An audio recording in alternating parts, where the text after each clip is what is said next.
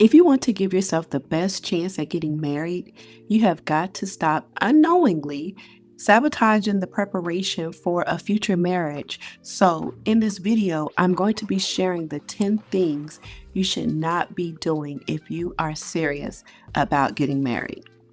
I'm also going to be breaking down how your actions, your attitude, and your mindset can prepare you for marriage or keep you continuously single. So be sure to stick around to the end because the one that I was extremely guilty of before marriage and the one that I believe most women are guilty of as well is saved for last. So let's get to it. So let's get into this list, starting with number 10. Dressing like you're a fling. Now, I know this topic can be a little touchy, but I'm going to keep it real and say what most people want to say, but don't when they see women looking scantily clad. And that is when you look like you want attention, you're going to get it. And most likely, it's not going to be the kind of attention that you want. There's a difference between looking attractive and trying to attract attention. Let's be clear.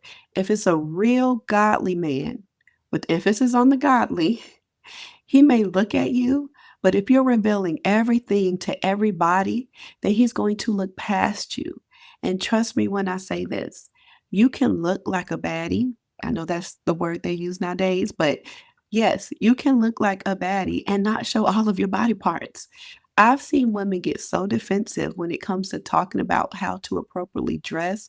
But the bottom line is, if it's a godly husband that you want, he's not going to be okay with the whole world knowing what he has behind closed doors. And this doesn't just apply to how you dress either, but also how you take care of yourself. More specifically, your health and your hygiene and just how you present in general. When someone sees you for the first time, you are sending them a message.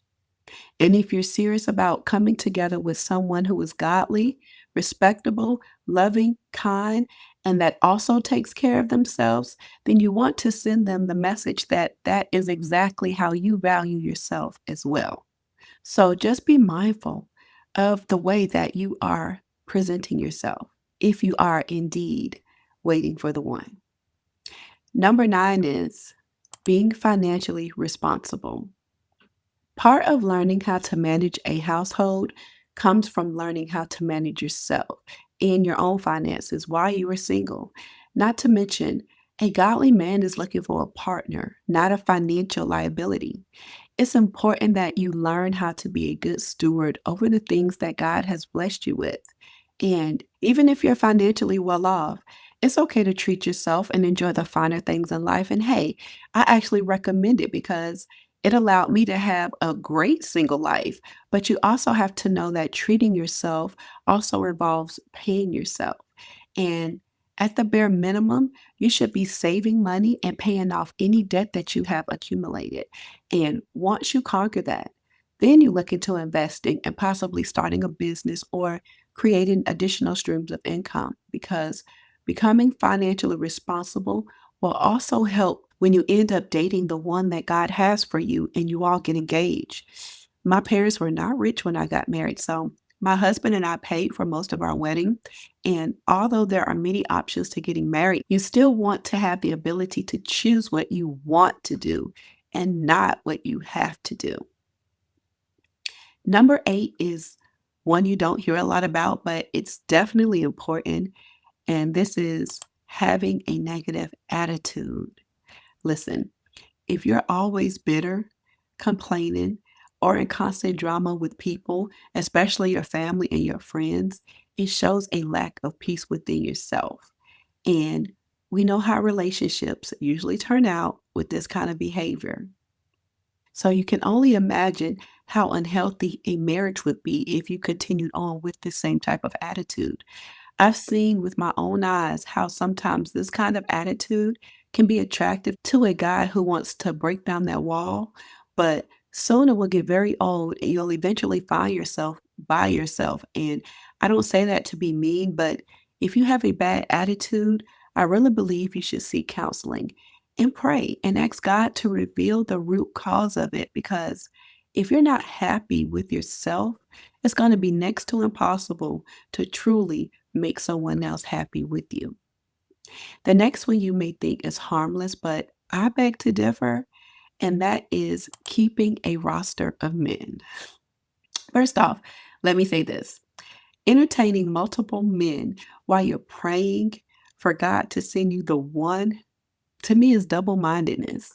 How can you expect clarity from God when you're in the midst of confusion?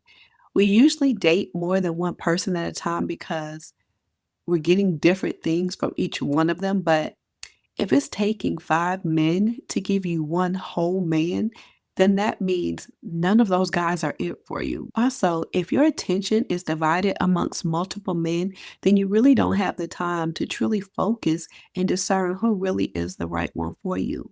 I've mentioned in a previous video that God had me close the door on all of the hanger-ons that I had in my life before I met my husband. And after I released the last and final one, I literally met my husband the next day. No lie. So don't believe the lie that you have to date around or have a running list to keep your options open to know what you like, because if you take the time to truly get to know yourself, then that will fix that problem for you. And that brings me to number 6: dwelling on past relationships.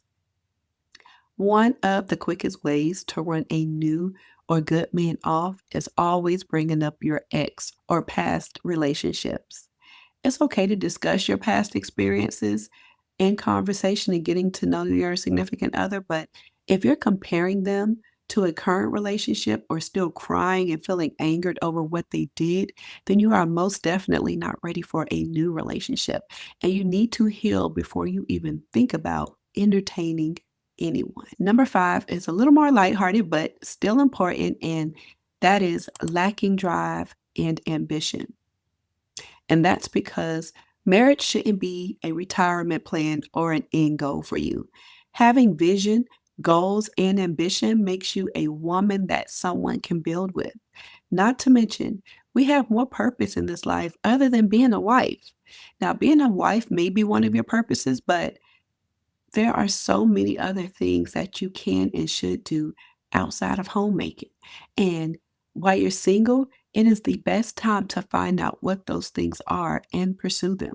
Because trust me, your life will be more fulfilling and joyful if you choose to fill your cup up before you open up yourself to someone else.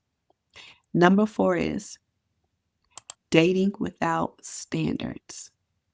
I did a previous video on dating rules that I believe will help you with dating standards if you don't currently have any. But to sum them up in this video, you need to know that having standards protects you from wasting years on the wrong man.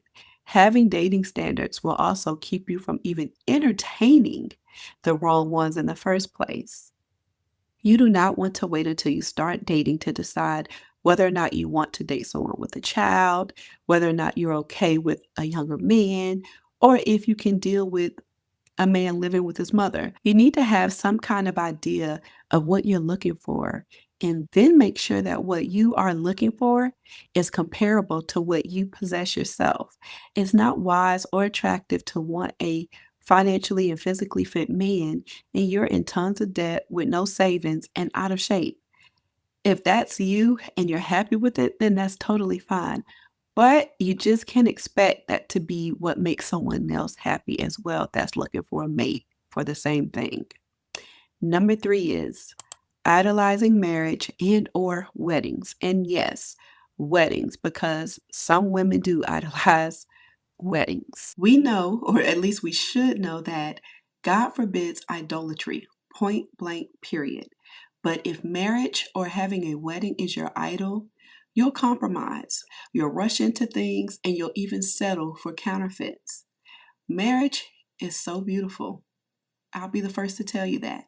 And I absolutely love it. But like I stated before, it should not be an end goal, and it definitely shouldn't be something that you think is coming to save you. Only God can save you and complete you. Your husband will not be designed to fill that role for you. Trust me. One of my favorite scriptures that I always rely on is Matthew 6:33. And that seek first the kingdom of God and his righteousness, and all these things shall be added to you. So if you're having a hard time dealing with the fact that you're not married by now, or the fact that you don't even have a prospect, continue to take it to God in prayer. And as hard as it is, do what his word says and really seek his kingdom and righteousness by pursuing an intimate relationship with him, praying and fasting, studying his word, sharing his word, being kind to others, and finding purpose in other areas of your life that will bring glory to God. And I can promise you it will help, because I had to do it for myself before I got married. Number 2 fits perfectly with what I was just saying, and that's being spiritually lazy. Marriage is a ministry, and ministry is service. And if you're not consistently ready to serve and grow in Christ, you'll struggle to submit to his plan when you get married. And just in case you're not sure what I'm talking about with being spiritually lazy is not being disciplined with your spiritual well-being. And this could be a lack of prayer, reading your Bible, fellowshipping, and even focusing more on worldly things. When you're being spiritually lazy, you're not doing things God instructs you to do. So it then becomes disobedience, which in turn weakens your faith, hinders your growth, and causes you to become very stagnant in your purpose. So with that, I hope you can see just how important it really is to not become spiritually lazy, because this will, of course, affect your decision making. And if you're waiting for the one, you need to be of sound mind and spirit to know if he is indeed the one. And last but certainly not least, the one that I told you that I was previously guilty of, and that I believe many women do today, is number 1, playing wifey when you are not a wife. I'm just going to say it. Stop giving wife benefits to boyfriends. There's nothing wrong with making your man a few meals to show him that you can cook, but he don't need to be waking up to breakfast in bed while y'all are dating.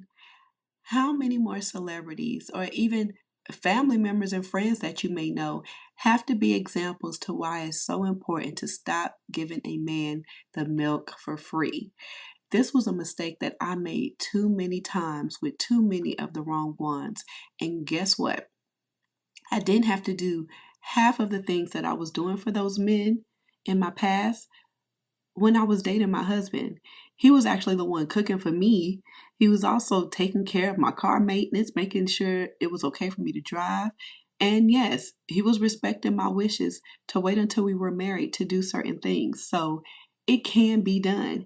And I get it. We women think it's harmless to show our mate how much we care for them and show them that we'd make a good or great wife, but that kind of thinking is actually what will keep you single and keep you single longer. And it may not be 100% the case all the time for every woman, but I'm willing to bet that you can think back on a relationship that is in your past that you gave your all to, or maybe even too much to, and it ended. And if you hadn't had that situation, I'm sure you know someone who has. So don't think you can't be kind and giving in a relationship. Just make sure you have boundaries.